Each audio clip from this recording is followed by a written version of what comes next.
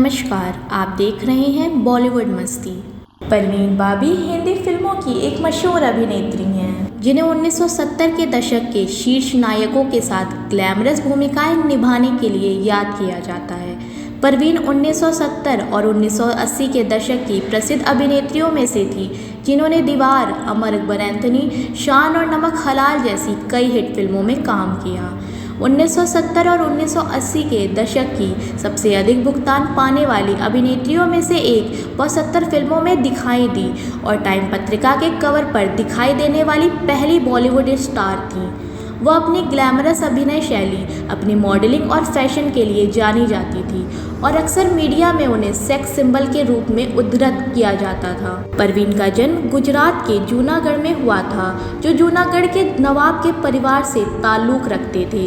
परवीन ने अपने करियर की शुरुआत बतौर मॉडल के रूप में की, जिसके बाद उन्हें उनकी पहली फिल्म चरित्र मिली। परवीन को बॉलीवुड की पहली फीमेल सुपरस्टार के रूप में भी जाना जाता है। 1970 के दशक के मध्य में मजबूर और दीवार जैसी फिल्मों में भूमिकाओं से लोकप्रियता हासिल की। अगले वर्षों में वह कई सबसे अधिक कमाई करने वाली भारतीय फिल्मों में दिखाई दी, जिनमें काला सोना, अमर अकबर एंथोनी, सुहाग, काला पत्थर, शान क्रांति, कालिया और नमक हलाल शामिल हैं। बॉबी को सफलता एक्शन क्राइम फिल्म दीवार 1975 में एक वेश्या अनीता की भूमिका निभाने से मिली, जो हिंदी सिनेमा में उस साल की सबसे ज़्यादा कमाई करने वाली फिल्मों में से एक बन गई। उनके चरित्र को विवाहपूर्ण यौन संबंध बनाने और शराब पीने, भारतीय महिलाओं के लिए सामाजिक मानदंडों को धत्ता बनाने के लिए जाना जाता था और इसने बॉबी की पश्चिमी छवि को स्थापित करने में मदद की। 1976 में उन्होंने बुलेट में देव आनंद के साथ, भंवर में रणधीर कपूर के साथ, मामा भांजा और मजदूर जिंदाबाद के साथ साथ रंगीला रतन में ऋषि कपूर के साथ अभिनय किया, लेकिन ये फिल्में असफल रही।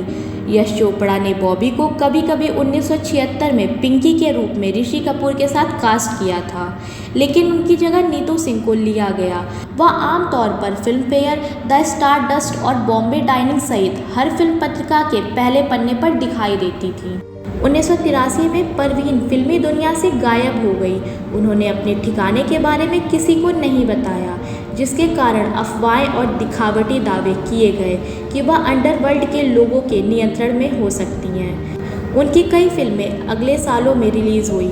1983 में फिल्म उद्योग छोड़ने के बाद उन्होंने संगीत, पियानो, पेंटिंग, वास्तुकला, साहित्य लेखन, सांस्कृतिक और पुरातात्विक अध्ययन, राजनीति, फोटोग्राफी, मूर्तिकला और मानवाधिकार मुद्दों को अपनाया।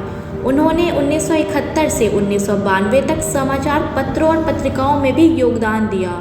वह मुंबई में एक पेंट हाउस अपार्टमेंट में रहती थी।